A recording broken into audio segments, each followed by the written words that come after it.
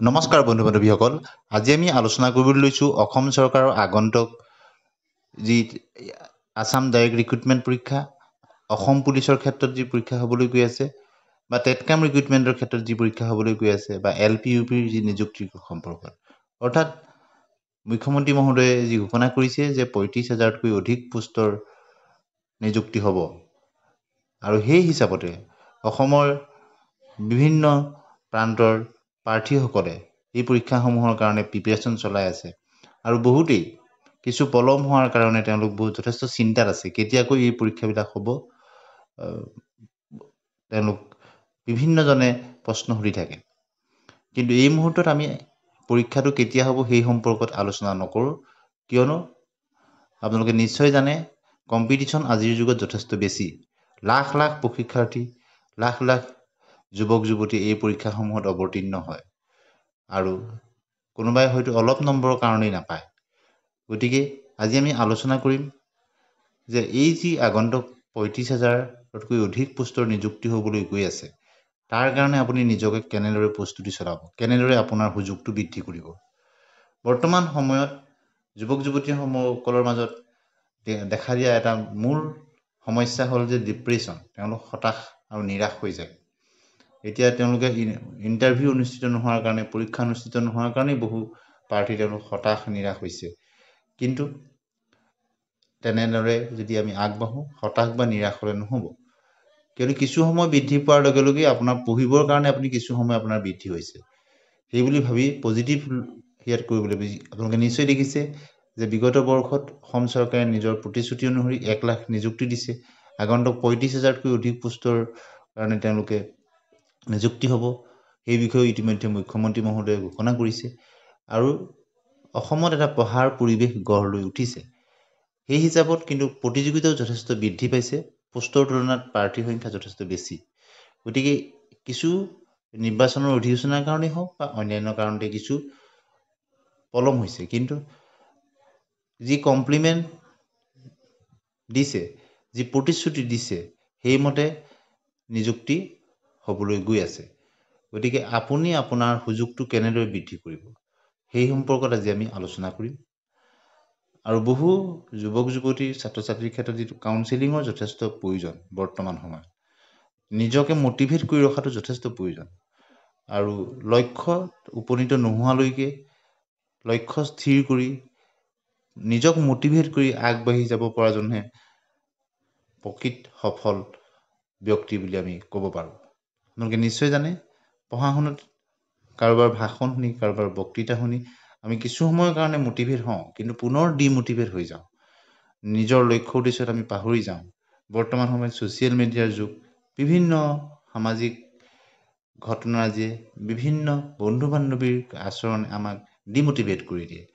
গতিকে কেনেদৰে আমাৰ যিটো লক্ষ্য, বিশেষত এতিয়া যিসকল নিবনুৱা যুৱক যুৱতী, তেওঁলোকে কেনেদৰে নিজকে সংস্থাপন এটা ল'ব পাৰে, কেনেদৰে এটা চাকৰি ল'ব পাৰে, তাকে যদি আমি লক্ষ্য বুলি ধৰি লওঁ, তেতিয়াহ'লে আমি কি কৰিব লাগিব? প্ৰথমতেই হ'ল সময়ৰ সুব্যৱহাৰ কৰিব লাগিব। আৰু বৰ্তমান সময়ত যুৱক যুৱতীসকলে কেৱল পঢ়া শুনাত ব্যস্ত হৈ থাকি চলিবলৈ যথেষ্ট অসুবিধা। বিভিন্নজনে পাৰ্ট টাইম জব কৰে, আৰু বহুতেই দিন হাজিৰা পৰ্যন্ত কৰে, বহুতে টিউশ্যন ক্লাছ কৰে, বা প্ৰাইভেট স্কুলত চাকৰি কৰে, বা প্ৰাইভেট প্ৰতিষ্ঠানত চাকৰি কৰে। গতিকে পঢ়াৰ কাৰণে সময় যথেষ্ট কম পায়। গতিকে যিখিনি সময় পোৱা যায়, সেই সময়খিনিত কেনেদৰে আমি পঢ়া শুনা কৰিম, তাৰ কাৰণে প্ৰথমেই পৰীক্ষাবিলাকৰ আমি প্ৰিভিয়াছ কুৱেশ্যন পেপাৰসমূহ আমি খুব ভালদৰে চল্ভ কৰিব লাগিব, আৰু চিলেবাছখন আমি ভালদৰে মেইনটেইন কৰিব লাগিব। তাৰ কাৰণে প্ৰয়োজনীয় যিখিনি কিতাপ পত্ৰ, সেইখিনি আমি পঢ়িব লাগিব। আৰু নিশ্চয় আশা কৰিছোঁ আপোনালোকে ভালদৰে পঢ়া শুনা কৰি আছে। কিছু স্মাৰ্ট ৱৰ্ক কৰিব লাগিব, ৰিভিজনবিলাক কৰি যাব লাগিব। প্ৰতিদিনৰ কাম আপুনি যিমানেই যি নহওক 3 ঘণ্টা বা 4 ঘণ্টা আপুনি পঢ়িছে এতিয়া, আৰু যিহেতু পৰীক্ষাৰ ওচৰ পাইছেহি বুলি আমি ক'ব পাৰোঁ, নৱেম্বৰত যিহেতু পঞ্চায়তৰ নিৰ্বাচন, তাৰ আগতেই এই প্ৰায়খিনি পৰীক্ষা হোৱাৰ সম্ভাৱনা আছে। গতিকে এতিয়া আপোনাৰ সময়টো কিছু বৃদ্ধি কৰিব লাগিব। গতিকে পঢ়া শুনাৰ স্পীড আগতকৈ বৃদ্ধি কৰিব লাগিব, আৰু বিশেষত চিলেবাছসমূহ মেইনটেইন কৰি পঢ়াটো যথেষ্ট গুৰুত্বপূৰ্ণ। প্ৰতিটো পাৰ্টেই গুৰুত্বপূৰ্ণ, আৰু প্ৰথম আপুনি এটা কথা মন কৰিব, যিটো দিশত আপোনাৰ দুৰ্বলতা আছে, আপুনি যদি অংকত দুৰ্বল, অংক আপুনি বেছিকৈ অলপ সময় দিয়ক। তাৰোপৰি যিখিনি একেবাৰে উজু ছাবজেক্ট আছে, উজু ছাবজেক্টত আপুনি কম সময় দি অৱহেলা কৰিলে নহ'ব। গতিকে সময় থাকোঁতেই এই কামখিনি আপুনি কৰি আগবাঢ়ি যাব লাগিব। বিশেষতঃ যিহেতু সময় খুব কম আছে, এই কম সময়তে কেনেদৰে আমি নিজক প্ৰস্তুতি কৰি আগবাঢ়ি নিব লাগিব, সেই কথা আপুনি জানিব লাগিব। আৰু সফল ব্যক্তিৰ জীৱনৰ পৰা আমি কিছু কথা শিকিব পাৰিম। কিয়নো আপুনি নিশ্চয় দেখিছে, যোৱাবাৰ গ্ৰেড 3 ক্ষেত্ৰতে হওক, গ্ৰেড 4 ক্ষেত্ৰতে হওক, বহু আৰ্থিকভাৱে দুখীয়া পৰিয়ালৰ যুৱক যুৱতীয়ে চাকৰি পাইছে। গতিকে তেওঁলোক কেনেদৰে পঢ়িছিলে, তেওঁলোকে কিখিনি ট্ৰিক্স ফ'ল' কৰিছিলে, সেইখিনি আপোনালোকে অনুকৰণ কৰিব লাগিব। সফল ব্যক্তিৰ পৰা আমি শিকিব লাগিব। আপুনি তেওঁলোকৰ পৰামৰ্শ লৈ তেওঁলোকৰ পৰা কিছু টিপছ আপুনি লৈ আগবাঢ়িব লাগিব। আৰু লগতে বৰ্তমান সময়ত যিটো ছ'চিয়েল মিডিয়াৰ যুগ, আপোনাৰ যিখিনি আপুনি যদি ইউটিউবে চাইছে, যিহেতু আপোনাৰ কিছু মটিভেশ্যন পায়, তেনেকুৱা ধৰণৰখিনি চাব। য'ত আপুনি কিছু কণ্টেণ্ট পায়, মেটেৰিয়েল পায় আপোনাৰ পৰীক্ষাৰ যুগত, তেনেধৰণৰ চেনেলৰ লগত সংযুক্ত হৈ থাকিব।